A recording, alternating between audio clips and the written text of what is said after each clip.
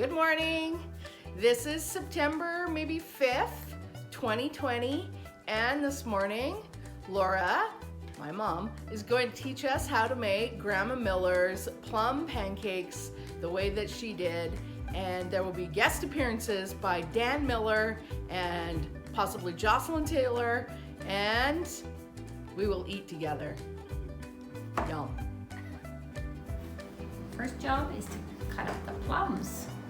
They don't have to be completely ripe. They can be partially ripe. Some people like them that way. What about rhubarb? The rhubarb you could just use as early in the season as you can use it. And cut it really fine.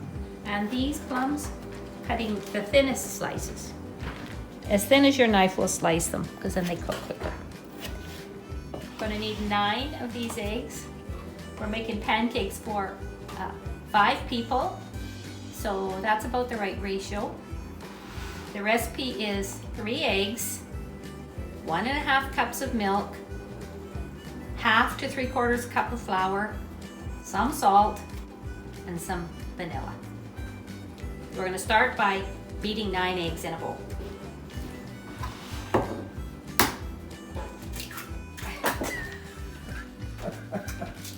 What are we doing? You're what? What's for breakfast?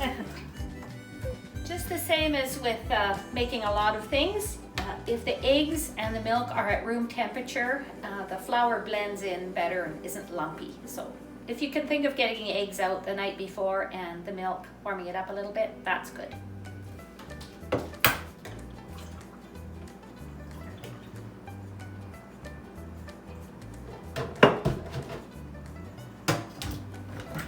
And beat it. Put the eggs and the milk together. All right, we're going to put in 1 teaspoon of salt.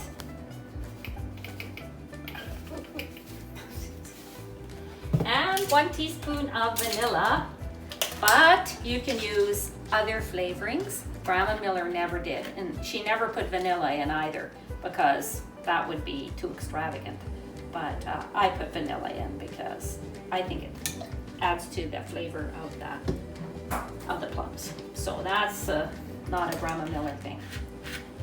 And now we're going to beat the eggs and all these ingredients together well in the bowl before we add the flour. We're going to add the flour gradually and try to get rid of as many lumps as we can.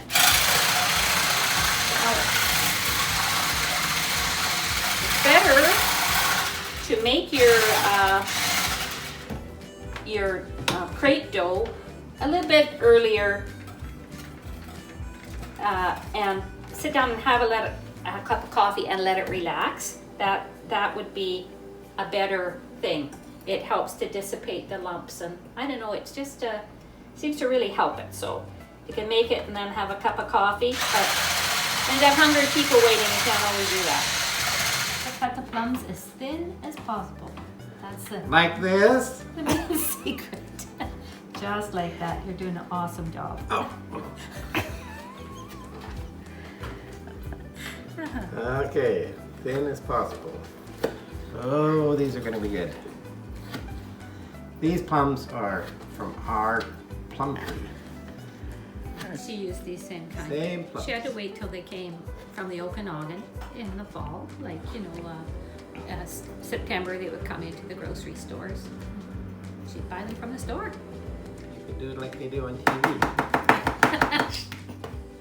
Is that enough yet, Mom? I think you have to have a bigger pile than that. Oh, look When at you them have all. 12 pits. Look at them all. When you have 12 pits, that should be enough. So we're turning these pans. Janice has 3, so I usually use 2. But today we're going to try to cook with 3. It'll make it go faster. They go on medium heat, never a high heat for cooking eggs, just a medium. And the pans are all, now this is old school, but it's the way Grandma did it. She used lard, and of course in the early days she used lard from her own farm. But lard has a quality of not burning, and so the pans, even though they're non-stick pans, you do need a bit of something on there because of the plums. They tend to crystallize and burn a bit with the sugar, and it just seems to help the process. Over years I've realized. Now Grandma, when she made these, she used a cast iron frying pan, and it was the same frying pan all the time. But we have gone to the non-stick type, and I think she would, if she'd had a non-stick, she probably would have used it because it's lighter. But her old cast iron one served the purpose. So now we're just going to heat these to medium, and we're going to get a measuring spoon for this batter, and get our plums over here. Now cutting, 2 more to go.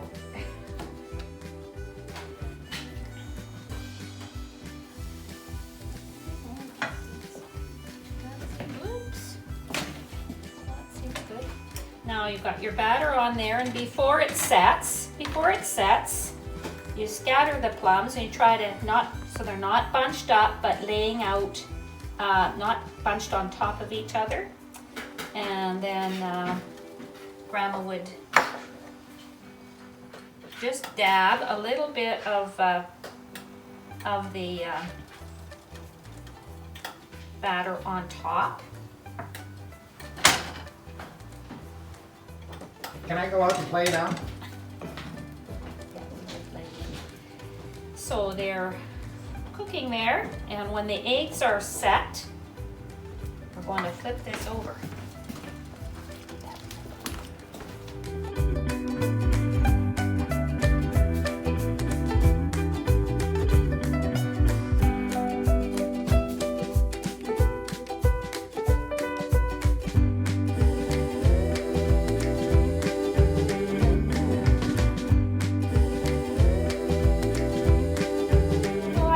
Check it, see if it's browning on the bottom. It doesn't need it brown, but it'll cook on the other side, so we're going to just turn this over now. It's slightly browned on the bottom side. If you use a medium pan, it won't cook too fast. We have a pile of pancakes here, and the main thing is to put about 2 tablespoons of sugar on the top. The other important thing is to have a paper towel and clean the pans, because with that sugar and so forth, the pans get really sticky and you can end up having it burned. So if your pans are, you just need a little bit of cleaning between. Okay, Mom, how long have you been working on those pancakes now? Okay. I don't know, you would know. Probably an hour.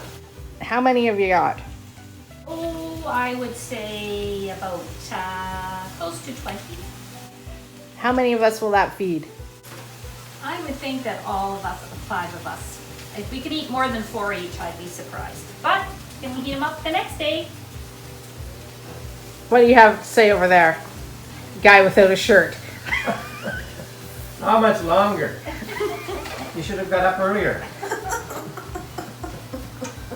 What do you have to say? Guest appearance by Jocelyn Taylor. The coffee tastes good. That's great. I made it. You know, come on over here, you know, when the pancakes have enough sugar, they make their own syrup around the edge. And that is a Grandma Miller approved pancake stack, because it has made its own syrup with the plums. When I make pancakes at home, I never put that much sugar on, because I think people can add more sugar, but I am doing this for the demo because I'm showing it how Grandma Miller made her pancakes. Meanwhile,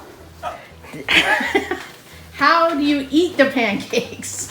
The important part are eat lots. I think I hold the record at 12. And you'll notice that there's a lot of sugar around the edge. And so you do not need any extras like syrup, whipped cream, none of that. Just the way it is. What about butter? No butter, no, just slip it on there. Touch it? Alright, You roll it. You roll it. roll it. It's very hard.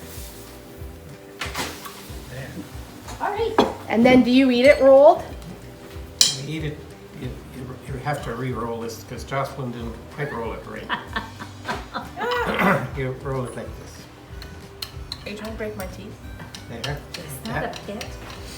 And then you just chop it off. One somewhere else. It's great. No blame Grandma for that. Awesome. Pancakes for all. And, Thanks, Grandma Miller. and now it's time to give thanks the way Grandpa gave thanks. Yeah. Everybody, bow your heads.